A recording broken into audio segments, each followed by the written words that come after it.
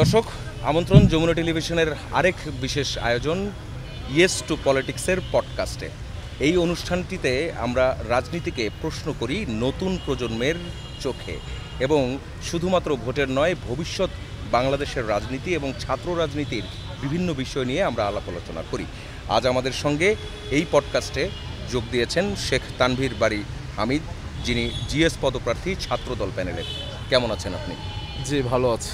আচ্ছা, প্রথমেই জানতে চাই, আমাদের প্রোগ্রামের নামই হচ্ছে ইয়েস টু পলিটিক্স।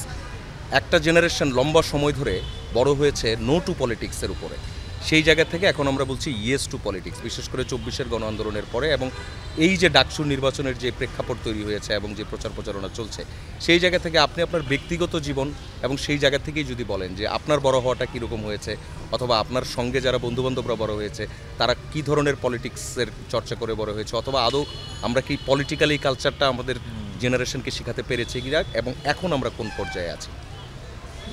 দেখুন, আমার জন্ম খুলনা শহরে। তো আমি খুলনা জেলা স্কুলের ছাত্র ছিলাম। তো জেলা স্কুলে আমি যখন ক্লাস 3-তে ভর্তি পরীক্ষা চান্স পাই, তখন থেকে আমার স্বপ্ন ছিল আমি একদিন ছাত্রনেতা হব, কারণ আমার পারিবারিকভাবে একটি রাজনৈতিক পরিবার। এই কারণে কিন্তু আমি তখন থেকে স্বপ্ন দেখি যে আমার ঢাকা বিশ্ববিদ্যালয়ে চান্স পেতে হবে, কারণ ঢাকা বিশ্ববিদ্যালয়ে চান্স পেলেই একমাত্র ছাত্র রাজনীতিতে আমি ভালো করতে পারবো। আমি জানি না আমার জেনারেশনে কতজন ক্লাস 3-তে স্বপ্ন দেখেছে যে সে ঢাকা বিশ্ববিদ্যালয়ে ভর্তি হতে চায়, কিন্তু আমি ক্লাস 3 থেকে স্বপ্ন দেখেছি। এমনকি আপনি অবাক হবেন, আমি কিন্তু এসএসসি সায়েন্সে, আমার এইচএসসি সায়েন্সে, কিন্তু আমি যখন বুঝলাম যে সায়েন্স আমার জন্য টাফ হয়ে যাবে ঢাকা ইউনিভার্সিটি, আমি কিন্তু শুধুমাত্রই ডি ইউনিট তখন ছিল, অর্থাৎ আপনার বিভাগ পরিবর্তনের যে ইউনিট, সেই ইউনিটের জন্য আমি বাংলা, ইংরেজি, সাধারণ জ্ঞানের প্রস্তুতি নিয়েছিলাম যে আমার যেভাবে হোক ঢাকা বিশ্ববিদ্যালয়ের যে সেটা যদি বাদাম বেচার সাবজেক্ট হয় তাও আমার পড়তে হবে, অর্থাৎ ঢাকা বিশ্ববিদ্যালয়কে সাথে আমার অ্যাফিলিয়েটেড হতে হবে। সেইখান থেকে কিন্তু আমি বাংলাদেশে আর অন্য কোথাও কিন্তু পরীক্ষা দিইনি। আমার পরিবারের সকলে বিরোধিতা করেছিল যে তুমি বুয়েটে দাও, আমার আব্বা বলেছিল, আমার মা চেয়েছিল আমি ডাক্তার হই যেহেতু আমি সায়েন্সের ছাত্র, কিন্তু আমি তাদের কোনো কথা না শুনেই নিজের ইচ্ছাকে প্রাধান্য দিয়েছি। এবং তারা বলেছিল যে তুমি যদি ঢাকা বিশ্ববিদ্যালয়ে চান্স না পাও সেক্ষেত্রে কী হবে, তুমি তো আর কোনো প্রস্তুতি নিলা না। তো আমি কিন্তু তখন ঢাকা বিশ্ববিদ্যালয়ে চান্স পেয়েছি আল্লাহর রহমতে, এবং সেখান থেকে কিন্তু আমি ছাত্র রাজনীতি বিশ্ববিদ্যালয়ের শুরু। কিন্তু এর আগে যদি আমি চলে যাই, আমি কিন্তু স্কুল জীবন থেকে ছাত্র রাজনীতির সাথে জড়িয়ে পড়ি। আমি যখন খুলনা সিটি কলেজে পড়ি, খুলনা সিটি কলেজ ছাত্র দল করতাম। এরপরে ঢাকা বিশ্ববিদ্যালয়, আপনি জানেন যে 2018 সালে সারা বাংলাদেশের নিরাপদ সড়ক আন্দোলন হয়েছিল। নিরাপদ সড়ক আন্দোলন যখন অনুষ্ঠিত হয় তখন আমার বিশ্ববিদ্যালয় ভর্তি পরীক্ষা 21 থেকে 31 দিন বাকি। আমি খুলনার কলেজ ছাত্র হিসেবে সেই নিরাপদ সড়ক আন্দোলনে অংশ নিই, এবং সেই সময় আমি অ্যাডমিশন কোচিং করছিলাম। তো আমি একদিন অ্যাডমিশন কোচিং থেকে পালিয়ে, অর্থাৎ ক্লাসে না যেয়ে আমি চলে গেলাম নিরাপদ সড়ক আন্দোলনে। সেই আন্দোলনের নেতৃত্ব দিলাম, এবং সেদিন খুলনায় ব্যাপক কিন্তু একটি বিশৃঙ্খলা তৈরি হয়েছিল। পরবর্তীতে ওই দিনই কিন্তু আমার নামে মামলা হয়। আমি একমাত্র তৎকালীন সময় কলেজ ছাত্র যে খুলনা বিশ্ববিদ্যালয়ের 13 জন শিক্ষার্থীর নামে মামলা হয়েছিল, আর কলেজ পুরো একমাত্র ছাত্র আমি, যার নামে একটি রাষ্ট্রদ্রোহ মামলা সে 2018 সালে হয়েছিল। তখন আমার পালিয়ে ঢাকা চলে আসতে হয়। তখন আর 21 থেকে 31 দিন বাকি। তখন কিন্তু আমি খুব কঠিন সময় পার করেছি, যেহেতু আমার বিশ্ববিদ্যালয়টা ভর্তি হবো, আমার একটা চ্যালেঞ্জিং মোমেন্ট ছিল। তো এইভাবে কিন্তু আমি নিজেকে বিভিন্ন সময় প্রিপেয়ার করেছি। কিন্তু আমার জেনারেশন, আমি বন্ধুদেরকে দেখেছি, আমরা যখন স্কুল বা কলেজে পড়েছি সবাই কিন্তু রাজনীতি বিমুখ ছিল না, কিন্তু আওয়ামী লীগের দীর্ঘদিন অপশাসন, দুঃশাসনের ফলে কিন্তু সবাই ভাবছিল এটাই মনে হয় রাজনীতি, বা এটাই মনে হয় পলিটিক্সের ক্যারেক্টারিস্টিক্স। তখন কিন্তু ছেলে মেয়েরা আস্তে আস্তে রাজনীতি বিমুখ হতে শুরু করে। বিশেষ করে আপনি দেখবেন 18 সালের নির্বাচনের পর থেকে বা 20 সালের পর থেকে আমাদের সারা বাংলাদেশের যে ইয়াং জেনারেশন, তারা কিন্তু রাজনীতি বিমুখতা তৈরি হয়। এর একটি অন্যতম কারণ হচ্ছে আমরা যারা 2000 সালে জন্ম, তারা 2018 সালে কিন্তু ভোটাধিকার পাই, আমরা কিন্তু কেউ ভোটাধিকার প্রয়োগ করতে পারিনি। এই জন্য কিন্তু রাজনীতির প্রতি আমাদের একটা বিতৃষ্ণা চলে এসেছিলো। কিন্তু এটা আমার ব্যক্তিগত পর্যালোচনা, যে এই যে 24 জুলাই আগস্টে গণ অভ্যুত্থান, আপনি জানেন যে 17 জুলাই যেদিন আমরা এই ভিসি চত্বরে কফিন মিছিল করেছিলাম, আমি কিন্তু কফিন মিছিলের সামনের সারিতে ছিলাম। আমরা যখন ঢাকা বিশ্ববিদ্যালয়কে হল ভ্যাকেন্ট করা হলো, আমরা যখন পুলিশের দমন নিপীড়নের ভিতর ঢাকা বিশ্ববিদ্যালয় ছেড়ে দিতে বাধ্য হলাম, আমরা এক প্রকার আশাহত হয়েছিলাম। কিন্তু আমরা দেখলাম তারপর দিন থেকে আমরা যাদেরকে বলি, অনেক সময় আমরা ক্রিটিক্স করি যে প্রাইভেট বিশ্ববিদ্যালয়ের ছেলে পেলে ওরা গেমস খেলে, ওরা গেমার, বা ওরা এইসব আন্দোলন সংগ্রাম বোঝে না বা রাজনীতি করতে চায় না, তারা কিন্তু খুব বড় একটি ভূমিকা সেই জুলাই আগস্ট গণ অভ্যুত্থানে রাখলেন।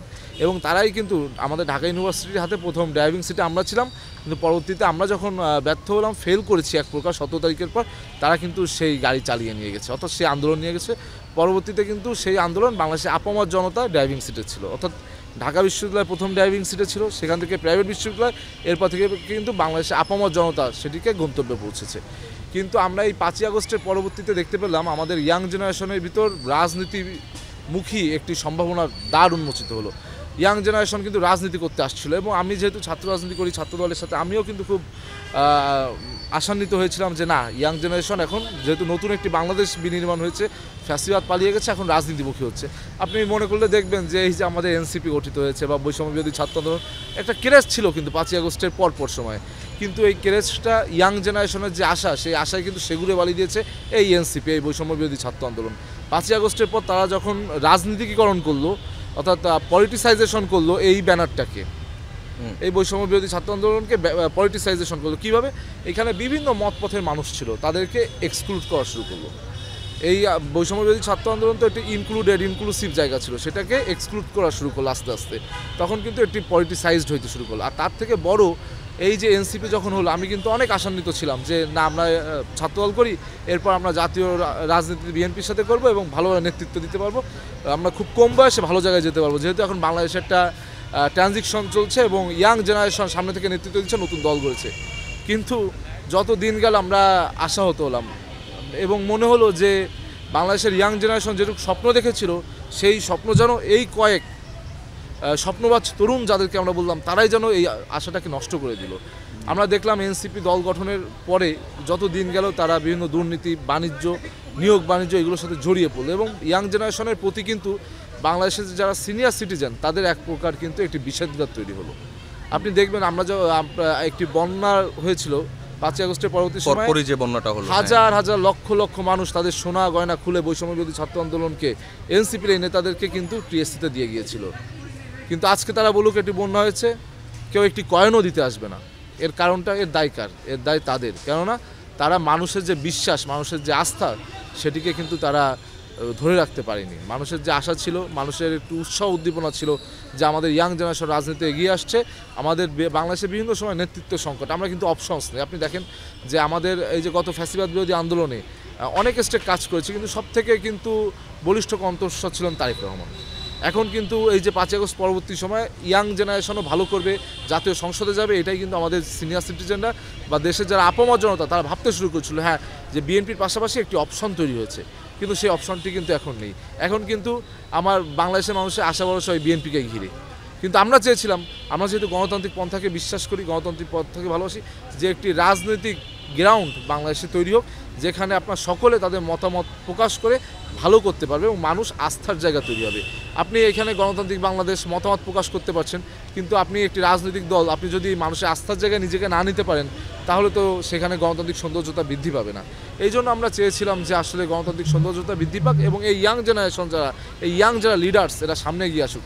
কিন্তু আমরা দেখলাম যে হাসিনা আমলে, ফ্যাসিবাদ আমলে দেশ থেকে হাজার হাজার কোটি টাকা লোপাট করে দেশকে 17 বছরে 50 বছর পিছিয়ে দিয়েছিল। কিন্তু আমাদের মনে হচ্ছে গত 6 থেকে 1 বছরে দেশ কিন্তু মিনিমাম 15 থেকে 20 বছর পিছিয়ে গিয়েছে, এই যে এইসব তরুণদের, স্বপ্নবাজ তরুণদের স্বপ্ন ধূলিসাৎ করার কারণে। আচ্ছা, এই যে ডাকসু নির্বাচনের যে ক্ষেত্রটা তৈরি হয়েছে, এই নির্বাচনের ক্ষেত্রে কি আপনি সেই পলিটিক্যাল এনভায়রনমেন্টটা দেখতে পাচ্ছেন কিনা, অথবা না দেখতে পেলেও চ্যালেঞ্জেসগুলো কোন কোন জায়গায়, লুফল কোথায় কোথায়? 5ই আগস্টের পরবর্তীতে এই ক্যাম্পাসে সকলে ডাকসু নির্বাচন চেয়েছে, আমরা ছাত্র দলের আমরাও চেয়েছি, অনেকেই চেয়েছে যে আমরা একটি ডাকসু নির্বাচন চাই। কেননা ডাকসু এমন একটি নির্বাচন যেখানে শিক্ষার্থীরা তাদের প্রত্যক্ষ ভোটে তাদের প্রতিনিধি নির্বাচিত করতে পারে। অর্থাৎ বাংলাদেশ যেহেতু এখন গণতান্ত্রিক অগ্রযাত্রার পথে ধাবিত হচ্ছে, আমরা চেয়েছিলাম যে বাংলাদেশের শিক্ষার্থীরা, এই যে ইয়াং জেনারেশন 4 কোটি তরুণ ভোটাধিকার পাওয়া সত্ত্বেও ভোট দিতে পারেনি, এই ইয়াং জেনারেশনের একটা বড় প্রতিনিধি ঢাকা বিশ্ববিদ্যালয়ের শিক্ষার্থীরা, তারা তাদের ভোটাধিকার চর্চা করুক এই ডাকসুর মাধ্যমে, আমরা সেটি চেয়েছিলাম। কিন্তু এইখানেও কিন্তু আমরা একটি অসম প্রতিযোগিতা লক্ষ্য করছি। আপনি দেখুন, আমি অবাকের সাথে দেখলাম বাংলাদেশে যারা উপদেষ্টা মণ্ডলী রয়েছে, এই উপদেষ্টা মণ্ডলী যারা বাংলাদেশের দায়িত্বে রয়েছে একটি অন্তর্বর্তীকালীন সরকার, এটা কিন্তু আপনি ডিরেক্ট ভোটাধিকারের মাধ্যমে আপনি আসেননি যে আপনি কারো পারপাস সার্ভ করবেন বা কাউকে সমর্থন দিবেন, আপনাকে একটি নিউট্রালের জায়গা থেকে, নিউট্রালিজমের জায়গা থেকে কিন্তু আপনাকে ওইখানে মানুষ অধিষ্ঠিত করেছে। আমি দেখলাম আসিফ মাহমুদ তিনি গণতান্ত্রিক ছাত্র সংসদের পক্ষে প্যাট্রোনাইজিং করছে, ফেসবুকে পোস্ট দিচ্ছেন। তাহলে এইখানে কি একটি অসম প্রতিযোগিতা তৈরি হলো কিনা? কারণ আপনি রাষ্ট্রের সর্বোচ্চ জায়গা বসে আছেন, কিন্তু আপনি একটি বায়াসনেসের জায়গা তৈরি করছেন। সুতরাং এই নির্বাচন নিয়ে তো আমাদের বিভিন্ন ধরনের শঙ্কা আছে, কারণ এখন গুটি কয়েক উপদেষ্টা, তারা এই নির্বাচনে বিভিন্নভাবে প্রভাবিত করবে কিনা এই প্রশ্ন কিন্তু আমাদের ভিতর দেখা এখন দিয়েছে। পর্যন্ত প্রভাব বিস্তারের কি পেয়েছেন? এখন পর্যন্ত আসলে প্রভাব বিস্তার আমরা দেখেছি যে আসলে আমাদের বিশ্ববিদ্যালয়ের যে বর্তমান নির্বাচন কমিশন অত্যন্ত নাজুক। তারা কিন্তু আমরা বিভিন্ন, আপনি দেখলেন যেদিন আনুষ্ঠানিকভাবে প্রচারণা শুরু হলো, বাংলাদেশ জাতীয়তাবাদী ছাত্রদল ব্যতীত অন্য সকল ছাত্র সংগঠন কিন্তু তারা আচরণবিধি সুস্পষ্ট লঙ্ঘন হচ্ছে ব্যানাফেস্টুন ভরে গিয়েছিল এই ক্যাম্পাস। আপনি যেহেতু সাংবাদিকতা করছেন এই ক্যাম্পাস আপনি দেখেছেন, পুরো ক্যাম্পাস ব্যানাফেস্টুনে ভরে গিয়েছিল। আমরা কিন্তু প্রতিবাদ জানিয়েছিলাম, কারণ এটি সম্পূর্ণ নিষিদ্ধ। কিন্তু 36 ঘন্টা থেকে 48 ঘন্টা পার হওয়ার পর কিন্তু সেগুলো উচ্ছেদ করা হয়েছে। আমরা যখন আমাদের ব্যালট নাম্বার চেনাতে শিক্ষার্থীদের দুয়ারে দুয়ারে যে রুমে রুমে যে জুতার তলাক হয়ে যাওয়ার মতন অবস্থা, তখন কিন্তু একটি পক্ষ তাদের ব্যালটকে ভিজুয়ালাইজ করলো প্যানাফেস্টুনের মাধ্যমে। এটা কিন্তু একটি অসম মাঠ, অসম প্লেয়িং ফিল্ড হলো। সুতরাং বিশ্ববিদ্যালয় নির্বাচন কমিশনের উচিত ছিল একটি সমতা, একটি লেভেল প্লেয়িং ফিল্ড এনশিওর করা, কারণ এটাই তো গণতান্ত্রিক রাষ্ট্রের নির্বাচনের সৌন্দর্য, কিন্তু সেটি বারংবার ব্যাহত হচ্ছে। আচ্ছা, আপনারা এইটা তো কমিশনকে নোটিশ করেছিলেন সেই সময়, রাইট? আচ্ছা, এরপর যেমন আমরা আপনাদের প্যানেল থেকেও শুনলাম, সেটা হচ্ছে যে ভোট কেন্দ্র এবং ভোট গণনার যে টাইমিং যেটা বলা হয়েছে, সেটা নিয়ে আপনাদের বক্তব্যটা কি? দেখুন, আমাদের মাত্র প্রায় 40,000 ভোট, 8টি কেন্দ্র, অর্থাৎ এক একটি কেন্দ্রে 5,000 লোক ভোট দেবে। 5,000 লোক যদি দেয়, একজন 48টা ভোট দেবে, 41টা ভোট দেবে একজন। 41টা ভোটে সেখানে কিন্তু প্রায় 593 বা সামথিং প্রার্থী, অর্থাৎ অনেকগুলো ব্যালট পেপার হবে। সেই ব্যালটে খুঁজে খুঁজে ভোট দেওয়া, অর্থাৎ 41টি ভোট দিতে আমরা দেখলাম যে মিনিমাম আপনার 8 থেকে 10 মিনিট সময় লাগবে। অর্থাৎ এই যে 5,000 মানুষ দেবে, 5,000 মানুষ একটি কেন্দ্রে ভোট দেবে, তাদের কত মিনিট সময় লাগে? এতে দেখা যাচ্ছে যে আপনার 8 ঘন্টায় 1200 ভোট এক একটি কেন্দ্রে কাস্ট হইতে পারে। সেক্ষেত্রে আপনার 1200 যদি 9,600 ভোট কাস্ট হতে পারে, যা অর্ধেকের অর্ধেক। আমরা দেখেছিলাম 19 সালে আপনার একটি কৃত্রিম লাইন তৈরি করে নির্বাচনকে বাধাগ্রস্ত করা হয়েছিল, কিন্তু এখন এই প্রকৃত লাইনই তো এটা বাধাগ্রস্ত হয়ে যাবে, কারণ মাত্র 8টি আপনি কেন্দ্র দিয়েছেন, এখানে 40,000 শিক্ষার্থী। আমি যদি আলোচনার বা তর্কের খাতিরে আমি ধরেই নিই যে ধরেন 30,000 বা 32,000 ভোট কাস্টিং হবে, সেই ক্ষেত্রেও কি এই ভোট কাস্ট করা সম্ভব কিনা 8টি কেন্দ্রে? এই জন্য কিন্তু আমরা আমাদের জায়গা থেকে নির্বাচন কমিশনকে বারবার বলছি, কিন্তু নির্বাচন কমিশন একটি মজার বিষয় বলেছে। দেখুন কত ধরনের সংকট এই নির্বাচনকে কেন্দ্র করে। তারা বললেন যে আমরা টেন্ডার আহ্বান করেছি, কেউ বিট করেনি, সবাই ভয় পাচ্ছে, কেউ বিট করেনি, একটি কোম্পানি বিট করেছে, তাদের 8টি মাত্র মেশিন আছে, এই জন্য 8টি ভোট। অর্থাৎ কত ধরনের ডিলেমায় নির্বাচনকে কেন্দ্র করে। তা ভাই, আপনার যদি নির্বাচন করার সকল ধরনের টুলস না থাকে, আপনি নির্বাচন করছেন কেন? কারণ আপনি যদি শিক্ষার্থীরা তাদের উৎসবমুখর পরিবেশ তৈরি হচ্ছে, তারা ভোটাধিকার প্রয়োগ করতে চায়, সেই ভোটাধিকার প্রয়োগের ক্ষেত্রে তারা এসে যদি এক ধরনের হেনস্থার শিকার হয়, কারণ লম্বা লাইন, একজন শিক্ষার্থী কতক্ষণ লাইনে দাঁড়িয়ে থাকবে, এবং কেন্দ্রগুলো দূরে দূরে একাডেমিক্যাল বিভিন্ন ইনস্টিটিউশনের কেন্দ্র, সেই কেন্দ্রে তো আমার মনে হয় শিক্ষার্থীরা এক ধরনের বাধাগ্রস্ত হচ্ছে, কারণ তার লম্বা লাইন। একজন শিক্ষার্থী 8 থেকে 10 মিনিট দিতে হলে যিনি 25 বা 30 নম্বর লাইনে থাকবেন, লাইনের 25 বা 30 নম্বর সিরিয়াল থাকবেন, তার তো মিনিমাম 2 ঘন্টা অপেক্ষা করতে হবে একটা ভোট দিতে। তা ঢাকা বিশ্ববিদ্যালয়ের শিক্ষার্থীরা তো সেই ক্ষেত্রে আপনার উৎসবের ব্যাপারটা মেলানো হচ্ছে। আবার একটি বিষয় দেখুন, ডিলেমার শেষ নেই। হঠাৎ করে নির্বাচন কমিশন প্রেস ব্রিফিংয়ের দিন বললেন ক্যাম্পাসে আর্মি ডিপ্লয় হবে ইলেকশনের দিন। অর্থাৎ আমার মনে হচ্ছে যে নির্বাচন কমিশন যেন এক ধরনের প্রতিযোগিতা নেমেছে কীভাবে শিক্ষার্থীদেরকে এই নির্বাচনে অংশগ্রহণ করতে অনুৎসাহিত করা যায়। আমরা দেখছি যে আমরা তো আমাদের প্যানেল ঘোষণার পর থেকে আমরা শিক্ষার্থীদের কাছে যাচ্ছি, অনাবাসিক শিক্ষার্থীদের সিংহভাগ আমাদের মনোনীত প্যানেলকে তারা বিভিন্নভাবে ইন্সপায়ার্ড করছে, তারা বিভিন্নভাবে বাহবা দিচ্ছে, চোখে মুখে তাদের উৎসব পরিলক্ষিত হয়েছে, অর্থাৎ তা আমাদের পছন্দ করছেন। আবার আবাসিক শিক্ষার্থীদেরও একটি বড় অংশ কিন্তু আমাদের পক্ষে, আমাদেরকে বিভিন্নভাবে তারা ইন্সপায়ার করছে এবং আমাদেরকে সমর্থন জানাচ্ছে। ঠিক এই সময় আমাদের মনে হচ্ছে এই নির্বাচনকে প্রভাবিত করার জন্য অনাবাসিক শিক্ষার্থীদেরকে বিভিন্নভাবে নির্বাচন থেকে দূরে সরিয়ে রাখার জন্য এক ধরনের কিন্তু কলাকৌশল শুরু হয়েছে। কেন আপনি দেখুন, আমাদের যারা অনাবাসিক শিক্ষার্থী তারা বেশিরভাগই কিন্তু তাদের পিতামাতার সাথে ঢাকা শহরের বিভিন্ন জায়গাকে, সবাই না, মোস্ট অফ দেম, তাদের পিতামাতারাও তো ভাবছে যে ছাত্র রাজনীতি, ছাত্র নির্বাচন একটি আনন্দমুখর পরিবেশ হওয়ার কথা, কিন্তু কী এমন 9 সেপ্টেম্বর ঢাকা বিশ্ববিদ্যালয় হবে যে এখানে আর্মি ডিপ্লয় করা লাগবে। এই ক্ষেত্রে কিন্তু তাদের পিতামাতারা উৎসাহ হারিয়ে ফেলছে এবং তাদের সন্তানদেরকে ভোট দিতে অনুৎসাহিত করছে, কারণ কোনো পিতামাতাই তো চায় না আমার সন্তান সমস্যায় পড়ুক। আপনি যদি একই কথা, এই ঘটনা রেস ধরে আরেকটি কথা বলতে চাই, 2007 বা 2008 সালে কিন্তু মহসিন হলে আর্মি ক্যাম্প ছিল, সেইখান থেকে মহসিন হলের ছাত্রদের সাথে সংঘর্ষের সৃষ্টি হয়, যেই সংঘর্ষ 1/11-কে দীর্ঘায়িত করেছিল। সুতরাং আমরা ভাবছি যে ডাকসু নির্বাচন কিন্তু গণতান্ত্রিক বাংলাদেশের যে অভিযাত্রা তার একটি যাত্রা শুরু হচ্ছে তার প্রথম ধাপ, যেখানে মানুষ দীর্ঘদিন ভোট দেয় না, ভোটাধিকার প্রয়োগ হবে। এবং এটা হচ্ছে প্রাথমিক ধাপ, এবং এর পূর্ণাঙ্গ ধাপ হলো জাতীয় নির্বাচন। সুতরাং এই ডাকসুকে কেন্দ্র করে যদি ডিলেমা তৈরি হয়, জাতীয় নির্বাচন ঘিরে কিন্তু দেশীয় এবং আন্তর্জাতিক বিভিন্ন ষড়যন্ত্র বিদ্যমান। এটা তো আপনারা কেউ অস্বীকার করতে পারবে না, কারণ আমাদের প্রতিবেশী রাষ্ট্র ভারত আমাদের বাংলাদেশের বর্তমান অবস্থাকে ভালো চোখে দেখছে না, সেটা কিন্তু আমরা সবাই বুঝছি। সুতরাং দেশীয় এবং আন্তর্জাতিক ষড়যন্ত্র যখন বাংলাদেশের জাতীয় নির্বাচনের বিপক্ষে বিভিন্ন ষড়যন্ত্রে বিদ্যমান, তখন বাংলাদেশের মানুষ কিন্তু এই ডাকসুর দিকে তাকিয়ে আছে। এই ডাকসুকে যদি আমরা বাধাগ্রস্ত হই, এই ডাকসু যদি কোনোভাবে বিলম্বিত হয়, সেক্ষেত্রে আমার মনে হচ্ছে জাতীয় নির্বাচন কিন্তু বিলম্বিত হতে পারে, জাতীয় নির্বাচনে এর একটি ইফেক্ট পড়তে পারে। সুতরাং এই ডাকসুকেও কিন্তু আপনি শুধুমাত্র ঢাকা বিশ্ববিদ্যালয় কিংবা শিক্ষার্থীদের মধ্যে সীমাবদ্ধ রাখলে হবে না, বা আপনি সীমাবদ্ধ এটা ভাবলে হবে না। অবশ্যই ডাকসুও কিন্তু এখন জাতীয় অঙ্গনে, জাতীয় রাজনীতিতে একটি গুরুত্বপূর্ণ ইস্যু। আচ্ছা, ভোটের মাঠে আছেন, আপনি জিএস পদে লড়ছেন, আপনার সঙ্গে প্রতিদ্বন্দ্বী প্রার্থী আরও সব মিলিয়ে তো 19 জন মনে হয়, রাইট? 19 জন আছে, তার মধ্যে প্যানেলেরও প্রার্থী আছে এবং স্বতন্ত্র প্রার্থীরাও আছে। আপনি ভোটের মাঠে কাদেরকে বেশি কাউন্ট করছেন, অথবা কাদেরকে ইগনোর করা পসিবলই না? ভোটের মাথায় কিন্তু আমি কাউকেই দুর্বল প্রতিযোগিতা হিসেবে দেখছি না, কেননা এখানে যারা আছে অধিকাংশই সিংহভাগই কিন্তু ফ্যাসিবাদ বিরোধী আন্দোলনে আমরা একসাথে রাজপথে ছিলাম। আমি তাদের প্রতি সম্মান প্রদর্শন করি। আমার মনে হয় শিক্ষার্থীরা তাদেরকে বেছে নেবে যারা প্রকাশ্যে ছাত্র রাজনীতি করেছে, 5ই আগস্টের পূর্বে যারা প্রকাশ্যে ছাত্র রাজনীতি করেছে, এবং 5ই আগস্ট পরবর্তী সময়ে যারা পজিটিভ ধারা রাজনীতি এই বিশ্ববিদ্যালয়ে বিদ্যমান রেখেছে। আপনি দেখেন আমাদের এই যে গণতান্ত্রিক ছাত্র সংসদ, এই গণতান্ত্রিক ছাত্র সংসদ যেদিন প্রকাশিত হলো, 5ই আগস্টের পর কিন্তু প্রথম ঢাকা বিশ্ববিদ্যালয় উত্তাল হলো সেদিন। এই মধুর ক্যান্টিনে তারা কমিটি ঘোষণাকে কেন্দ্র করে হাতাহাতি, মারামারি, ধাওয়া পাল্টা ধাওয়া, অর্থাৎ শিক্ষার্থীদের যে রাজনীতি প্রতি একটা ট্রমা ছিল ছাত্র রাজনীতির প্রতি, কেননা গত 17 বছর ছাত্রলীগের দুঃশাসন, নিপীড়ন, দমন, এটা থেকে শিক্ষার্থীর ট্রমা ছিল। সেই ট্রমা থেকে কাটিয়ে কিন্তু শিক্ষার্থীরা আস্তে আস্তে রাজনীতিমুখী হচ্ছিল বিভিন্ন আমাদের ছাত্র সংগঠনগুলোর পজিটিভ ধারার কারণে। কিন্তু সেই পজিটিভ ধারায় সেগুড়ে বালি দিয়েছে কিন্তু এই গণতান্ত্রিক ছাত্র সংসদ। তাদের কমিটিকে কেন্দ্র করে তারা এই ঢাকা বিশ্ববিদ্যালয়ের শিক্ষার নিরাপদ পরিবেশকে কিন্তু নষ্ট করেছিল। তারা যেদিন কমিটি ঘোষণা করলো, হাতাহাতি, মারামারি, বিভিন্ন নারী কর্মীদের উপর হামলা, এবং পরবর্তীতে অনেকে হসপিটাল চিকিৎসাধীন ছিল। অর্থাৎ শিক্ষার্থীরা কিন্তু তখন আবার একটু ট্রমাটাইজড হয়ে গেল যে ছাত্র রাজনীতিকে আবার পূর্বের ধারায় ফিরল কিনা, আগে যে মারামারি রেশারেশি ছিল। কিন্তু সেখান থেকে কিন্তু আমরা একটি পজিটিভ রাজনীতির ধারা বাংলাদেশ জাতীয়তাবাদী ছাত্রদল আমরা বিরাজমান রেখেছি।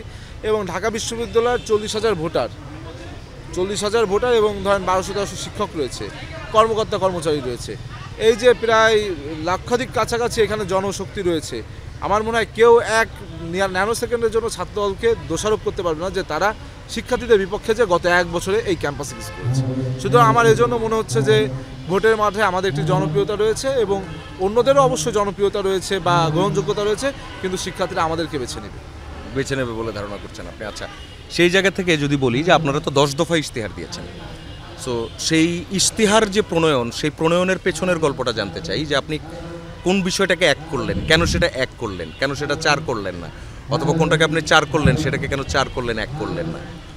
আসলে আমরা যে সমবিপক্ষে যে গত 1 বছরে এই ক্যাম্পাসে কিছু করেছি, সুতরাং আমার এজন্য মনে হচ্ছে যে ভোটের মাঠে আমাদের একটি জনপ্রিয়তা রয়েছে, এবং অন্যদেরও অবশ্যই জনপ্রিয়তা রয়েছে বা গ্রহণযোগ্যতা রয়েছে, কিন্তু শিক্ষার্থীরা আমাদেরকে বেছে নেবে বলে ধারণা করছেন আপনি। আচ্ছা, সেই জায়গা থেকে যদি বলি যে আপনারা তো 10 দফা ইশতেহার দিয়েছেন, সো সেই ইশতেহার যে প্রণয়ন, সেই প্রণয়নের পেছনের গল্পটা জানতে চাই যে আপনি কোন বিষয়টাকে এক করলেন, কেন সেটা 1 করলেন, কেন সেটা 4 করলেন না, অথবা কোনটাকে আপনি 4 করলেন সেটাকে কেন 4 করলেন, 1 করলেন না? আসলে আমরা যে সমস্যার কথা তুলে ধরেছি সবগুলোই কিন্তু প্রায় গুরুত্বপূর্ণ, কোনটা থেকে কম গুরুত্বপূর্ণ নয়। এই ইশতেহারের পিছিয়ে একটু গল্প আছে। এই ইশতেহারটা আমাদের একটু বিলম্বিত করে দিয়েছে। আপনারা দেখেছেন আমাদের যখন প্যানেল ঘোষণা হলো, এই প্যানেল ঘোষণার পূর্ব থেকে কিন্তু আমি ঢাকা বিশ্ববিদ্যালয়ে বিভিন্ন শিক্ষার্থীদের কাছে যাচ্ছি, তাদের সমস্যা সম্পর্কে জানার জন্য আমি বিভিন্ন হলে গিয়েছি। এটা অনেকেই জানে যে আমি বিভিন্ন হলে যে শিক্ষার্থীর সাথে মত বিনিময় সভা করেছি। প্যানেল যখন ঘোষণা হলো, এরপর আমরা এই প্যানেলের যারা 3 জন রয়েছে এবং 27 জন যারা মনোনয়নভুক্ত হয়েছে, আমরা একসাথে বসলাম যে কী করা যেতে পারে, কীভাবে আমরা ইশতেহার তুলে দেবো। হ্যাঁ, ইশতেহার তো আমরা আন্দাজে একটা লিখতে পারি আমাদের যে সমস্যা ফিল হচ্ছে, কিন্তু আমরা প্রাধান্য দিলাম। আমি সেই মিটিংয়ে বললাম যে দেখুন, আমরা 27 জন মতামত দিলে এটা 27 জন, হ্যাঁ অনেককে আমরা প্রতিনিধিত্ব করব, কিন্তু আমার মনে হয় আমাদের শিক্ষার্থীদের কাছে যাওয়া প্রয়োজন। তখন কিন্তু আমাদের এই 27 জন মনোনয়ন প্রাপ্ত যারা, তারা বিভিন্ন তাদের যে যার হলে ছুটে গেল, যে শিক্ষার্থীদের সাথে কথা বললো, নোটস নিলেন। ঠিক একইভাবে আমাদের নারী শিক্ষার্থী যারা রয়েছে, তারাও কিন্তু নারীদের হলগুলোতে নোটস নেওয়ার চেষ্টা করলেন। এমনকি আমি নিজে স্বয়ং নারীদের হলের সামনে একটি ব্যানার নিয়ে বসেছিলাম যে আপনাদের কথোপকথনই প্রতিফলিত হবে আমাদের ইশতেহারে। সেখানে নারীরা এসেছে, নারী শিক্ষার্থীরা এসে তাদের বিভিন্ন মতামত জানিয়েছে, হলে কী সমস্যা সেটি জানিয়েছে। একইভাবে আমি কিন্তু বিভিন্ন হলের ক্যান্টিনে পর্যন্ত ছুটে গিয়েছি, যে বলেছি খাবারের অবস্থা কি, যারা খাবার গ্রহণ করছিল তারা একটি মতামত দিয়েছে, ঠিক একইভাবে ক্যান্টিন মালিকও একটি মতামত দিয়েছে যে তার এই সমস্যা। সেই সকল সমস্যাকে একীভূত করে এই ইশতেহারে কিন্তু আমরা জায়গা দিয়েছি। খালি যে সমস্যাগুলোকে চিহ্নিত করে জায়গা দিয়েছি তা না, এই সমস্যা প্রতিকারে কী করা যেতে পারে এই জন্য কিন্তু আমরা নিজেরা যেমন আলোচনা করেছি, বাংলাদেশের বিভিন্ন খ্যাতনামা এক্সপার্টাইজের সাথে আমরা কিন্তু বসেছি। এই যে আজকে আমরা জনসমাগমের আধিক্যের উপর ভিত্তি করে ঢাকা বিশ্ববিদ্যালয়কে 3টি আলাদা জোনে ভাগ করতে চেয়েছি। যেমন একটি পাবলিক স্পেয়ার রয়েছে, আপনি চাইলেই কিন্তু ঢাকা বিশ্ববিদ্যালয় থেকে যারা মেডিকেলে যাবে, ঢাকা মেডিকেল তো একটি পাবলিক প্রপার্টি, পাবলিক সার্ভিস ওইখানে পায়, আপনি কিন্তু তাকে প্রতিবন্ধকতা তৈরি করতে পারবেন না যে আমার বিশ্ববিদ্যালয় থেকে যাওয়া যাবে না। সুতরাং ওইখানে তো মানুষ যাবেই, ঢাকা বিশ্ববিদ্যালয়ের ভিতর থেকে যাবে, ট্রানজিশন যেহেতু এইখান থেকে, এইটাকে একটু আলাদা জোন করা। আবার আমরা যেখানে বসে আছি যে কলা ভবন কেন্দ্রিক, এটা একাডেমিক এরিয়া। আপনারা 3টা জোনে ভাগ করেছি এবং কালার করার কথা বলেছেন, কোন কালারে কি কি থাকবে? তো আমরা হচ্ছে এইরকম ভাবে 3টি ভাগে ভাগ করেছি। একইভাবে এই যে কলা ভবন, একইভাবে কলা ভবন, এই কলা ভবন যেমন একাডেমিক এরিয়া, এই একাডেমিক এরিয়াকে কিন্তু আমরা একটি আওতার ভিতরে এনেছি, যেখানে আমাদের একাডেমিক্যাল পার্সন যারা অথবা যারা লেখাপড়ার সাথে অ্যাফিলিয়েটেড তারা যাবে। এখানে কিন্তু আপনার একজন দর্শনার্থী যাওয়ার প্রয়োজন নেই কলাভবনের ভিতরে, কলাভবনের বাইরে থেকে সে দেখতে পারে, কিন্তু একজন মানুষ তার কিন্তু ঢাকা মেডিকেলে যাওয়ার প্রয়োজনীয়তা আছে, একজন মানুষ তার কিন্তু বারডেমে যাওয়ার প্রয়োজনীয়তা আছে। সুতরাং এই ট্রানজিশনগুলো আমরা 3টি ভাগে বিভক্ত করছি। এটা কীভাবে করলাম, এটা কিন্তু আমাদের যেমন মতামত আমরা নিজেরা তুলে দিচ্ছি, ঠিক একইভাবে বাংলাদেশের যারা বিভিন্ন এক্সপার্টাইজ আছে তাদের সাথে আমরা বসে এগুলো সমস্যার সমাধানে প্রতিকার। এমনকি আপনি অবাক হবেন যে আমরা বিভিন্ন ডিজাইনিংও করেছি যে একটা হলে কীভাবে নারী শিক্ষার্থী যারা রয়েছে তাদের হলগুলোতে মেডিকেল সেন্টার আলাদাভাবে করা যায়, ছোটো ছোটো মেডিকেল সেন্টার, কেননা নারীদের রাত 11টার পর বেরোতে দেওয়া হয় না। আবার একইভাবে আপনি দেখুন নারীদের হলগুলোতে এক হলের নারী শিক্ষার্থী আর এক হলে যেতে পারছে না, এটা একটা ঔপনিবেশিক আইন। এই আইনকে আমরা রহিত করতে চাই যে এক নারী শিক্ষার্থী, আমরা ছেলেরা একজন আর একজনের হলরুমে যে কোনো সময় যেতে পারি, এক শিক্ষার্থী যদি বৈধ আইডি কার্ড থাকে। তো নারীরা বৈধ আইডি কার্ড থাকা সত্ত্বেও তারা এক বান্ধবী আর এক বান্ধবী রুমে যেতে পারে না। এই যে এক ধরনের বৈষম্য, এই বৈষম্য তো আমরা চাই না। আমরা চাই এই বিশ্ববিদ্যালয়ে একজন পুরুষ শিক্ষার্থীর যে অধিকার আছে, সমধিকার একজন নারী শিক্ষার্থীরও আছে, কেননা উভয় কিন্তু মেধার জোরে এখানে এসেছে। সুতরাং এখানে আমরা বৈষম্য করতে চাই না। এই জন্য আমরা চাই যে এই আইনটি আমরা তুলে দেব, বৈধ আইডি কার্ড প্রদর্শনের সাপেক্ষে একজন নারী শিক্ষার্থী রুমে যেতে পারবে। একইভাবে এই যে রাত 10টার পর যে একজন নারী শিক্ষার্থী বেরোতে পারে না, কিন্তু আপনি দেখুন রাত 10টার পর বেরোতে পারে না, এটা বিশ্ববিদ্যালয় প্রশাসন বলে যে এটা নিরাপত্তার কারণে, কিন্তু আমরা দেখছি 5ই আগস্টের পরবর্তীতে এই বিশ্ববিদ্যালয় কিন্তু দিনের বেলাও নারীদের নিরাপত্তা দিতে পারছে না। আপনার মনে আছে কিনা যে একজন নারী আমাদের একটি ডিপার্টমেন্টে তিনি শ্লীলতাহানির শিকার হলেন একজন কর্মচারী দ্বারা, বিশ্ববিদ্যালয় প্রশাসন তার পক্ষে বাদী হয়ে মামলা করলো, নারীর পক্ষে বাদী হয়ে সেই যে কালপিট তার বিপক্ষে মামলা করলো। কিন্তু পরবর্তীতে দেখা গেল একটি প্রতিক্রিয়াশীল ছাত্র সংগঠনের নেতৃবৃন্দ 2-1জন কিন্তু সেই থানায় গেল এবং প্রতিক্রিয়াশীল গোষ্ঠী তারা এখানে প্রতিবন্ধকতা তৈরি করলো, মব সৃষ্টি করলো। সেই মব জাস্টিসে সেই আসামি তাকে ওই দিনই বের করে আনা হলো এবং তাকে ফুলের মালা দেওয়া হলো। এই যে এই ধরনের বিভিন্ন যে ঘটনা বলি, এই ঘটনাগুলো বিশ্ববিদ্যালয়ের জন্য অশনি সংকেত। এর অশনি সংকেতের আরেকটি কারণ কি, 5ই আগস্টের পরবর্তী সময়ে ক্যাম্পাসে অনেকে ছাত্র রাজনীতি নিষিদ্ধ চেয়েছে। এইটা কিন্তু ওই প্রতিক্রিয়াশীল গোষ্ঠী যারা ছাত্র রাজনীতি নিষিদ্ধ চেয়েছিল, কারণ আপনারা জানেন যে এই ক্যাম্পাসে ছাত্র রাজনীতির চর্চা থাকবে না, যেই ক্যাম্পাস মুক্ত বুদ্ধির চর্চা কিন্তু হবে না, সেইখানে কিন্তু প্রতিক্রিয়াশীল গোষ্ঠীর উত্থান সহজে হয়। কিন্তু আমাদের শিক্ষার্থীরা কিন্তু ট্রমাটাইজ ছিল, এটা সত্য। 5ই আগস্টের পরে যে গত 7 বছর কষ্ট করেছি, এই ট্রমাকে টুল হিসেবেই কিন্তু ব্যবহার করে প্রতিক্রিয়াশীল গোষ্ঠী বলেছিল আমরা ছাত্র রাজনীতিমুক্ত ক্যাম্পাস চাই এবং আন্দোলন করছিল। পরবর্তীতে কয়েকদিন পর দেখা গেল এই প্রতিক্রিয়াশীল গোষ্ঠীর নেতারাই বিভিন্ন যারা ছাত্র রাজনীতি নিষিদ্ধ চাচ্ছে তারাই বিভিন্ন ছাত্র রাজনীতির ধারক এবং বাহক হলো। তখন কিন্তু শিক্ষার্থীরা হারে বুঝতে সক্ষম হলো যে আসলে এখানে মুক্তবুদ্ধি চর্চার কেন্দ্র হওয়া উচিত, এখানে ছাত্র রাজনীতির প্রয়োজনীয়তা রয়েছে। তখন কিন্তু শিক্ষার্থীরা আস্তে আস্তে সে ট্রমা থেকে বেরিয়ে তারা রাজনীতিমুখী হয়েছে। জি, একটা বিষয় সেটা হচ্ছে যে বলা হয় যে আপনারা যারা ধরেন ছাত্র দলের প্যানেল থেকে আছেন, প্রতিদ্বন্দ্বী প্রার্থীরা এমন কিন্তু অনেকেই বলছেন, সেটা হচ্ছে যে মাদার পার্টিকে সার্ভ করার যে বিষয়টা, মাদার পার্টিকে সার্ভ করতে যে আপনারা কতটুকু আসলে ছাত্রদের পক্ষে দাঁড়াতে পারবেন, অথবা আপনার ছাত্রদের পক্ষে একটা কিছু এসছে কিন্তু মাদার পার্টি ওটার সাথে একীভূত হয় নাই, সেই ক্ষেত্রে ছাত্র দলের অথবা ডাকসুর যারা প্রতিনিধি হবেন তাদের অবস্থান কি? দেখুন, আসলে মাদার পার্টি একটি বিষয় বারংবার এটা শিক্ষার্থীদের মাঝে অনেকেই একটা ব্যাড মেসেজ দিয়ে মিস ইন্টারপ্রিট করেছে আমাদের সম্পর্কে। আপনি জানেন যে গত কয়েকদিন আগে বিএনপি একজন নেতা এক্স আওয়ামী লীগার ফজলুর রহমান সাহেব, উনি বাংলাদেশের এই ছাত্র জুলাই আগস্ট গণ অভ্যুত্থানকে ছোট করে কালো শক্তি অভিহিত করেছে। আমি কিন্তু একজন ছাত্র নেতা যে সর্বপ্রথম প্রকাশ্যে বর্তমানে বিএনপি নেতা সাবেক আওয়ামী লীগার তার বিপক্ষে আমি কিন্তু প্রতিবাদ করেছি। আমি বলেছি যে এই ফজলুর রহমান সাহেবকে বিএনপি থেকে অব্যাহতি দেওয়া উচিত এবং বহিষ্কার করা উচিত। আমি কিন্তু প্রকাশ্যে বলেছি। তা আমি তো জানতাম না ভাই তাকে বহিষ্কার করা হবে অথবা তাকে শোকজ করা হবে। আমি তো সাথে সাথে তাৎক্ষণিক প্রতিক্রিয়া করেছি। তা আমাদের ভিতর যদি সেই প্রবণতা থাকতো যে মাদার পার্টিকে সার্ভ করতে, তাহলে আমি অপেক্ষা করতাম কখন তাকে বহিষ্কার করে বা তার ব্যাপারে দল কী সিদ্ধান্ত নেই।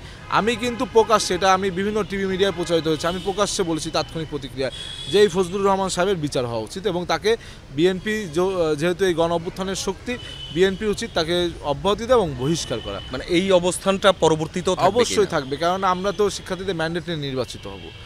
আর আপনি বললেন যে বিএনপি যদি বা আমাদের রাষ্ট্রীয় ক্ষমতায় যদি আমাদের দল যায়, সেই ক্ষেত্রে আমরা ছাত্রদের বিপক্ষে যদি তারা যায় কি করতে পারি। দেখুন আমি কিন্তু আমি যদি জিএস পদে আমাকে ইলেক্টেড করে আমাদের শিক্ষার্থী ভাই বোনেরা, সেক্ষেত্রে আমি তাদের একটি ম্যান্ডেট নিয়ে থাকবো।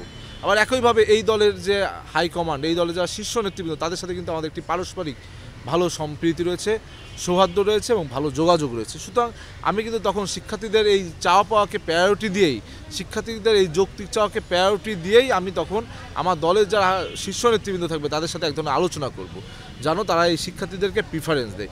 এইভাবে কিন্তু আমি এই সমস্যাগুলো, সংকটগুলো খুব সহজেই নিরূপণ করতে পারবো। যে আপনি একটা যেমন বক্তব্যের শুরুতেই আপনি আপনার ছেলেবেলার কথা বলতে যেয়ে বলছিলেন যে আপনার স্বপ্নটাই ছিল ঢাকা বিশ্ববিদ্যালয় এবং এটা এনিহাউ যে কোনো উপায় হোক আপনি ঢাকা বিশ্ববিদ্যালয়ে পড়বেন। সো এমন স্বপ্ন তো এখনও অনেকে লালন করছে ঘরে ঘরে, এখনও আমাদের অনেক জুনিয়র স্টুডেন্টরা আছে, আমাদের ভাইরা আছে, তারা হয়তো বা এই স্বপ্নটা দেখছে। তাদের জন্য যে স্বপ্নের যে ক্যাম্পাসটা, আমি এই জায়গায় একটু ইন্টারাপ্ট করি, সেটা হচ্ছে যেমন এখনও আপনাদেরকে কথা বলতে হচ্ছে শিক্ষার্থীদের থাকা, খাওয়া, পোশাকের নিরাপত্তা, এই যে জায়গাগুলো নিয়ে। সো সেই জায়গা থেকে আমাদের সময় যেমন গার্ডিয়ানরাও এক ধরনের একটা ছিল, ঢাকা বিশ্ববিদ্যালয়ের ভর্তি হবে তার সন্তান, এবং একজন সন্তানও যখন ভাবছে যে আমি একজন ঢাকা বিশ্ববিদ্যালয়ের স্টুডেন্ট হব। সো সেই জায়গাটাতে যে সে এই সুবিধাগুলো পেতে তাদের আরও কত সময় লাগবে, এই ডাকসু কি পারবে কি? দেখুন আসলে আমাদের ঢাকা বিশ্ববিদ্যালয় প্রায় 104 বছর পার হয়ে গেছে প্রতিষ্ঠার, অনেক চড়াই উত্তরায় পার করেছে, কিন্তু এই বিশ্ববিদ্যালয়ে আপনি দেখেন যে আমাদের অর্ধেক নারী ভোটার, এখনও অর্ধেক পুরুষ ভোটার। কিন্তু পুরুষ ভোটারদের জন্য, পুরুষ শিক্ষার্থীদের জন্য 13টি হল রয়েছে, নারীদের জন্য রয়েছে মাত্র 5টি। বিভিন্ন আবাসিক সংকট রয়েছে। এই সংকটগুলো মোকাবেলা আমি 104 বছর পরে সে 1 বছরের মেয়াদি ডাকসুতে চাইলেই একদিনে করতে পারবো না। আমাদের অনেক প্রার্থীরা বিভিন্ন ম্যানিফেস্টো তুলে ধরছে, ইশতেহার তুলে ধরছে, তারা এমন বলছে যে দেখা গেল তারা 1 বছরে এই বিশ্ববিদ্যালয়কে অক্সফোর্ড বানিয়ে ফেলবে, 1 বছরে এই বিশ্ববিদ্যালয়কে তারা ক্যামব্রিজ বানিয়ে ফেলবে। কিন্তু আসলে এটি সম্ভব নয়, কারণ এই ডাকসুর একটি গঠনতন্ত্র রয়েছে, যে গঠনতন্ত্রে সম্পূর্ণ ডাকসু যারা নিতে হবে তাদের এত ক্ষমতা নেই, তাদেরকে এত ক্ষমতা দেওয়া হয়নি। এই জন্য কিন্তু আমরা ডাকসু সংবিধান সংস্কারে প্রস্তাবনা দিয়েছিলাম, যেহেতু এটা শিক্ষার্থীদের ইলেকটোরাল বডি, এইখানে সরাসরি শিক্ষার্থী প্রতিনিধি প্রেসিডেন্ট হোক, যেটি একটি পুরানো আইন আছে, অনেক পুরানো আইন, যে আমাদের ভিসি মহোদয় তিনি কিন্তু প্রেসিডেন্ট হন এখানে, পদাধিকার বলে। কিন্তু আমরা চেয়েছিলাম ভিসি মহোদয় অবশ্যই থাকবেন, বিশ্ববিদ্যালয়ের সর্বোচ্চ প্রশাসনিক কর্মকর্তা শ্রদ্ধেয় ব্যক্তি, তিনি চিফ অ্যাডভাইজার হিসেবে থাকবেন। কিন্তু প্রেসিডেন্টটা আমাদের শিক্ষার্থীদের থেকে সরাসরি ভোটে নির্বাচিত একজন থাকবে, এবং ভাইস প্রেসিডেন্ট অর্থাৎ এখন যেটা ভিপি, এই ভিপি একজন মেল এবং একজন ফিমেল থাকবে। সেটা কেন? সেটা জেন্ডার ইকুয়ালিটি এবং ইকুইটি এনশিওর করার জন্য। তো আমরা এই ধরনের পরিবর্তন চেয়েছিলাম, কিন্তু আমরা দেখলাম আমাদের সংবিধান সংস্কার প্রস্তাবনাকে গৃহীত করা হলো না। এক ধরনের আনুষ্ঠানিকতার জন্য ডাকসুকে খুব তাড়াহুড়া করা হলো। যদিও শিক্ষার্থীদের পালস রয়েছে, যেহেতু দীর্ঘদিন তারা ভোট দেয় না, অর্থাৎ কিছু না হওয়ার থেকে কিছু হওয়া তো ভালো। এই জন্য আমরা শিক্ষার্থীদের প্রতি সম্মান দেখে এই ডাকসুতে অংশগ্রহণ করা, নতুবা আমরা কিন্তু ব্যক্তিগতভাবে এই সংবিধান সংস্কার না করে নির্বাচনে অংশগ্রহণ করতাম না। একটা বিষয়, যেমন আপনার শিক্ষার্থীদের যখন প্রতিনিধিত্ব তৈরি হচ্ছে, আমরা আশা করছি এখন পর্যন্ত যে আমরা খুব ভালো একটা শিক্ষার্থী প্রতিনিধি হয়তো বা আমরা পেতে যাচ্ছি। সো সেই জায়গা থেকে এরপরই আসে হচ্ছে আপনি যখন কাজগুলো করতে যাবেন, তখন শিক্ষকদেরও রাজনীতি আছে, কর্মচারীদের রাজনীতি আছে, আপনাদের সিনেট ভবন, রেজিস্ট্রার ভবন, সেই জায়গাগুলোতেও কিন্তু বেশ টানাপোড়েনগুলো লেগেই আছে। সেই জায়গাগুলোর সমাধান কিভাবে হবে? দেখুন আপনার আসলে একটি বিশ্ববিদ্যালয়, আমাদের ঢাকা বিশ্ববিদ্যালয়ের একটি সমস্যা কি, এই বিশ্ববিদ্যালয়টি রাজনৈতিকভাবে প্রতিষ্ঠিত হয়েছে। এই বিশ্ববিদ্যালয় প্রতিষ্ঠার অনেক ইতিহাস রয়েছে, যেটা সম্পূর্ণ রাজনৈতিক। একইভাবে সারা বিশ্বের ভিতরে এইটি একটিমাত্র বিশ্ববিদ্যালয় যে বিশ্ববিদ্যালয় একটি রাষ্ট্রের জন্ম দিয়েছে। আপনি ক্যামব্রিজ বলবেন, অক্সফোর্ড বলবেন, হার্ভার্ড বলবেন, এইগুলো কিন্তু একটি রাষ্ট্র এই বিশ্ববিদ্যালয়গুলো প্রতিষ্ঠা করেছে। কিন্তু এই ক্ষেত্রে কিন্তু আমাদের ইউনিভার্সিটি ব্যতিক্রম। এই ইউনিভার্সিটি একটি রাষ্ট্রের জন্ম দিয়েছে। আপনি যদি ইতিহাস দেখেন, একইভাবে এই ইউনিভার্সিটি থেকে 90 স্বৈরাচার বিরোধী আন্দোলন হয়েছে, একইভাবে ফ্যাসিবাদ বিরোধী আন্দোলন এই ইউনিভার্সিটি থেকে শুরু হয়েছে, এই 25-এর। তো এই বিশ্ববিদ্যালয়ে একটি রাজনৈতিক ইতিহাস রয়েছে। রাজনৈতিক ইতিহাস থাকার পাশাপাশি যে বিষয়টি জরুরি, যে এই বিশ্ববিদ্যালয়ে পূর্বে একটি একাডেমিক্যাল ঐতিহ্য ছিল, যেটি বর্তমানে নেই। সেটি নেই গত 7 বছরের এক্সাগারেটেড পলিটিসাইজেশনের কারণে। কারণ যেটুক রাজনীতি থাকা উচিত তা থেকে অতিরঞ্জিত রাজনীতি এই বিশ্ববিদ্যালয়কে বারংবার হুমকির সম্মুখে ফেলছে। আপনি দেখুন যে এই যে রাজনীতি, আপনার একজন শিক্ষক নিয়োগ হবে, সেই ক্ষেত্রে গত 17 বছরে তার রেজাল্ট থেকে তার ইডিওলজিকে সেটিকে প্রাধান্য দেওয়া হয়েছে। কিন্তু আমরা এমন একটি ক্যাম্পাস তৈরি করতে চাই, এমন একটি ক্যাম্পাস আমরা আশা করি যেখানে যে দলই রাষ্ট্র ক্ষমতায় থাকুক, তারা যেন, যারা বাংলাদেশের পক্ষের শক্তি, তাদের ভিতর থেকে মেধার নিরিখে যেন একজন শিক্ষক নিয়োগ হয়, যেন একজন কর্মকর্তা কর্মচারী নিয়োগ হয়। এখন আমি ছাত্রদল করি, আমি যদি বলি যে ছাত্রদল করেছি বলে একজনকে শিক্ষক নিয়োগ দিতে হবে, বিষয়টি ভুল। হ্যাঁ, তাই বলে যে একজন আওয়ামী লীগকে নিয়োগ দেবেন, একজন ফ্যাসিবাদের দোসরকে নিয়োগ দেবেন, এটাও আমি মানব না। কিন্তু আমি চাইবো ফ্যাসিবাদ বিরোধী যারা শক্তি, বা অর্থাৎ বাংলাদেশপন্থী যারা, যাদের মেধা মননে সৃজনশীলতা যারা বাংলাদেশকে ধারণ করে, সেই সকল যাদের মেধা স্কোর আছে, তারা যদি শিক্ষক হিসেবে নিয়োগ পায়, সেটিকে আমরা সাধুবাদ জানাই। কিন্তু এই যে দলীয়করণ বিভিন্ন জায়গায়, এই দলীয়করণটিকে আমরা একদম অপছন্দ করছি। কারণ এই দলীয়করণ করার ফলে এই বিশ্ববিদ্যালয়ের যে একাডেমিক ঐতিহ্য ছিল সেটা দূরে সরে গিয়েছে। এই জন্য আমরা চাচ্ছি যে from politicisation towards academic based campus, এই ক্যাম্পাসটাকে আমরা বিনির্মাণ করতে চাই। এই বিশ্ববিদ্যালয়ে গবেষণার জন্য যে ফান্ড আসে অত্যন্ত অপ্রতুল, কিন্তু আরেকটি দুঃখের বিষয়, যেটুকু ফান্ড আসে সেই ফান্ডটুকু আমরা, আমাদের শিক্ষকেরা সেই ফান্ডটুকু কিন্তু ইউটিলাইজ করতে পারছে না। বিশ্ববিদ্যালয় বিশ্বের নিরিখে এটা অত্যন্ত অপ্রতুল ফান্ড, ঢাকা বিশ্ববিদ্যালয়ে গবেষণার যে বরাদ্দ হয়, কিন্তু সেই ফান্ডটুকু আমরা ইউটিলাইজ করতে পারতেছি না, অর্থাৎ এটা আমাদের একটি ব্যর্থতা। সুতরাং এই যে শিক্ষক নিয়োগ বা শিক্ষার্থী নিয়োগ, বা শিক্ষার্থীদের যদি এখানে যদি মেধাভিত্তিক নিয়োগটি হয়, শিক্ষার্থীদের যদি স্কিল বেসড করা যায়, সেই ক্ষেত্রে কিন্তু আমাদের বিশ্ববিদ্যালয় এবং বাস্তবমুখী শিক্ষাদান যদি করা যায়, আমাদের বিশ্ববিদ্যালয়ে অনেক ডিপার্টমেন্ট রয়েছে। আপনি একজন মিডিয়ার মানুষ, আপনি দেখুন আমাদের এখানে টিভি ফিল্ম এবং ফটোগ্রাফি ডিপার্টমেন্ট আছে। আপনি অবাক হবেন, একটি সাবজেক্ট তারা তৈরি করেছে, কিন্তু এই সাবজেক্টের যে টুলসগুলো লাগে, একটি ক্যামেরা লাগে বা ভিডিওম্যান যা লাগে, সেই ক্যামেরাটি পর্যন্ত একজন শিক্ষার্থীর নিজ টাকায় কিনতে হয়। কিন্তু এটা তো এই ডিপার্টমেন্টে দেওয়ার কথা ছিল বিশ্ববিদ্যালয় প্রশাসনের পক্ষ দিয়ে, যে আমার ডিপার্টমেন্টে এতগুলো ক্যামেরা থাকবে, আমার শিক্ষার্থীরা এটা তাদের শিক্ষা জীবনে ব্যবহার করবে, আবার ডিপার্টমেন্টে দিয়ে যাবে, যেহেতু তারা আমার ডিপার্টমেন্ট থেকে শিক্ষা গ্রহণ করছে। একইভাবে এরকম আপনার সায়েন্সে অনেক ডিপার্টমেন্ট রয়েছে। আপনি দেখেন আমাদের কেমিক্যাল ইঞ্জিনিয়ারিং রয়েছে, বিভিন্ন সাবজেক্ট রয়েছে। আমরা যখন আমাদের সমুদ্র থেকে তেল, খনিজ সম্পদ এগুলো উত্তোলন করি, বিভিন্ন সফিস্টিকেটেড সায়েন্টিফিক কাজ করি, এই ক্ষেত্রে আমরা বাইরের দেশে এক্সপার্টাইজ আনছি, আমাদের দেশের সেইভাবে এক্সপার্টাইজ আমরা গড়ে তুলতে পারছি না। কারণ কি, আমাদের বিশ্ববিদ্যালয়ের সায়েন্স ডিপার্টমেন্টগুলোতে বেশিরভাগ থিওরিটিক্যাল পড়াশোনা করানো হচ্ছে, এবং যেটুকু সময় তাদের ল্যাব করানো হচ্ছে, সেই ল্যাবটি অত্যন্ত মানধাত্ত আমলের, সেই ব্রিটিশ ঔপনিবেশিক আমলের, অর্থাৎ আধুনিকায়ন ল্যাব কিন্তু নেই, ল্যাব যে টুলস থাকার কথা সেটা নেই। অর্থাৎ এই যে যুগের সাথে তাল মিলিয়ে আমাদের যেভাবে ভালো করার কথা ছিল সেটি কিন্তু আমরা করতে পারছি না। বরং আমরা দেখছি বিশ্ববিদ্যালয় বারংবার বরাদ্দ আসছে, সেই বরাদ্দগুলো কর্মকর্তা কর্মচারীদের জন্য বহুতল ভবন হচ্ছে। আমি তাদেরকে সম্মান করি, আমি বলবো না যে তাদেরকে বিশ্ববিদ্যালয় থেকে বের করে দিতে হবে। অনেক শিক্ষার্থী দেখি বলে যে কর্মকর্তা কর্মচারীদের থাকার জায়গা কি, আরে ভাই, তারাও তো বিশ্ববিদ্যালয়ের একটি পার্ট, তারাও তো বিশ্ববিদ্যালয় চালাচ্ছে। আমার যে প্রস্তাবনা, আপনি জানেন আমাদের পূর্বাচলে একটি জায়গা রয়েছে, বিশ্ববিদ্যালয় বড় একটি জায়গা, আমাদের কর্মকর্তা কর্মচারীদের যদি শাটল বাস সার্ভিস চালু করে সেই পূর্বাচলে তাদের জায়গা করে দেওয়া হয়, তখন কিন্তু এই বহুতল ভবনগুলোতে আমাদের বিশ্ববিদ্যালয়ের শিক্ষার্থীরা থাকতে পারবে এবং শতভাগ আবাসিক বিশ্ববিদ্যালয় হিসেবে ঢাকা বিশ্ববিদ্যালয়ে রূপান্তরিত হবে।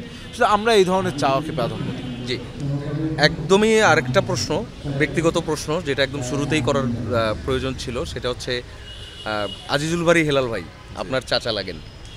আচ্ছা, ছোটবেলা থেকে কেমন গাইডেন্স পেয়েছেন, কেমন সাপোর্ট পেয়েছেন রাজনীতির অঙ্গনে? আসলে আমি যখন ক্লাস 3-তে পড়ি 2007 সাল, তখন উনি জাতীয় নির্বাচন, উনি ছিল তখন ছাত্রদলের সভাপতি ছিলেন। তো জাতীয় নির্বাচনে উনি খুলনা 4 থেকে প্রথমে মনোনয়ন পেয়েছিলেন আমাদের গ্রামের বাড়ি থেকে। তো তখন দেখতাম তার অনেক জনপ্রিয়তা, অনেক লোকবল সাথে, এবং অনেকে তাকে সম্মান প্রদর্শন করছে, শ্রদ্ধা করছে। সেখান থেকে কিন্তু আমার ছাত্র রাজনীতির প্রতি একটি ঝোঁক। কিন্তু আমি আমার শিক্ষা জীবনে কখনোই আমার পরিবার চাইনি আমি ছাত্র রাজনীতি করি, আমি পলিটিক্সের সাথে যুক্ত হই, এটা আমার পরিবার কখনো চাইনি। এমনকি বিশ্ববিদ্যালয় 2য়-3য় বর্ষ পর্যন্ত তারা আমাকে সর্বোচ্চ চেষ্টা করেছে আমি যেন রাজনীতি বিমুখ হয়ে যায়, আমি রাজনীতিক চর্চা যেন না করি, অ্যাফিলিয়েটেড না হই। কিন্তু আমি সকল বাধাকে উপেক্ষা করে আমি স্কুল জীবনে ছাত্রদলে মিছিল করেছি। যখন মিছিল করতাম আমি পালিয়ে পালিয়ে মিছিল করতাম, যাতে আমার বাসার কেউ না জানে। খুলনা মহানগর ছাত্রদের সাথে মিছিল করতাম, এরপর সিটি কলেজে গেলাম, সেখানেও পালিয়ে পালিয়ে মিছিল করতাম। পরে নিরাপদ সড়ক আন্দোলনের সময় যখন রাষ্ট্রদ্রোহ মামলা হলো, তখন আর পালানোর কিছু নেই, সবাই জেনে গেল। এরপর ঢাকা বিশ্ববিদ্যালয়ে যখন আসলাম, আমাদের ঢাকা বিশ্ববিদ্যালয় থেকে পল্টনে আমরা বিভিন্ন মিছিল মিটিংয়ে যেতাম। তখনকার যে পরিবেশ ছিল, এখানে তো ক্যাম্পাসে প্রোগ্রাম করা যেত না। তো এমন অনেক প্রোগ্রাম আছে যে আমার চাচা আজুল বাড়ি হেলাল উনিও গেস্ট ওই প্রোগ্রামে, এবং আমি সেখানে ছাত্রদলের পক্ষ দিয়ে গিয়েছি। আমি নিচে বসা, উনি স্টেজে বসা। আমি যখন দেখেছি উনি গিয়েছে, আমি সাথে সাথে মুখটি লুকিয়ে আস্তে করে বেরিয়ে গিয়েছি, অথবা উনি যতক্ষণ না স্টেজে ওঠে ততক্ষণ আমি প্রোগ্রাম করেছি, তারপর চলে এসেছি। এই একটি কারণ, আমি জানি উনি দেখলে আমাকে রাগ করবে, কারণ উনি আমাকে সবসময় অনুৎসাহিত করেছে যেন আমি রাজনীতি না করি। কেননা ফ্যাসিবাদের যে দুঃশাসন, সেই দুঃশাসনের কাছে আসলে পরিবারের সবাই চাইতো যে তাদের সন্তান নিরাপদে থাকুক। তিনি হয়তো অনিরাপদে ছিলেন, কিন্তু চেয়েছেন যে তার সন্তান, তার ভাতিজা হিসেবে আমি নিরাপদে থাকি। জি। তো এইখান থেকেই কিন্তু একটি প্রতিবন্ধকতা তৈরি হয়েছে। এমনকি এই ডাকসু নির্বাচন আমি যখন মনোনয়ন পেয়েছি, মনোনয়ন পাওয়ার পর আমার পরিবারের মানুষ একটু পজিটিভ হয়েছে আমার প্রতি, যে না তুমি রাজনীতি করতেছো করো।